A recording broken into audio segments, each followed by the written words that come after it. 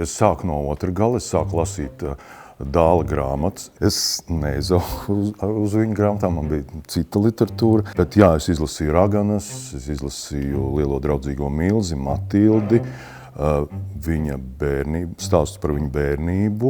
Tad viņam ir tāda arī grāmata, kur viņam ir receptes, kas šeit tika gatavots viņam mājās. Klausījos viņa balss ierakstus, skatījos dokumentālās filmas par viņu, kā viņš runā, ko viņš stāsta. Un pašās beigās es izlasīju Lugu, un tad mēs satikāmies un izlasījām un sākām mēģināt. Tā kā šodien tas vienkārši vispār ir jāizmirst. Viņš kā mākslinieks, es to uzskatu par talantu un laimi, ja mākslinieks var to bērnu prātu saglabāt. Roaldam Dālam tas viss ir.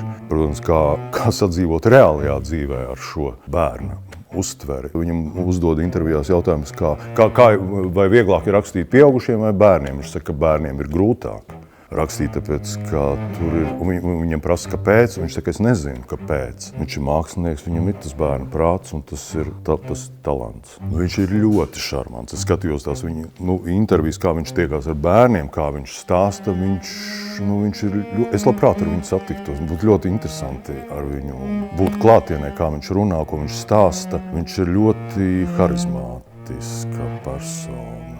Cilvēki ar tādu pieredzi un tādu, jā, kaut kas tāds, kas vairs nav.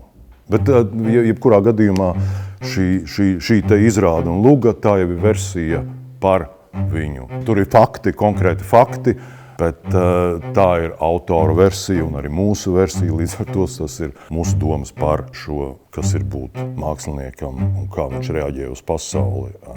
Es vēlētos, lai jebkurš skatītājs, lai viņu šis te gabals, kas tiks radīts, lai viņš viņu aizrauja, lai viņam ir interesanti, lai viņš aizmirst par ārpusi, par to, kas ir ārā. Tādā ziņā, lai viņš atcerās par to, kas notiek ārā, un ka tas ir ļoti aktuāli par to, kas te tagad, par ko tiek runāts.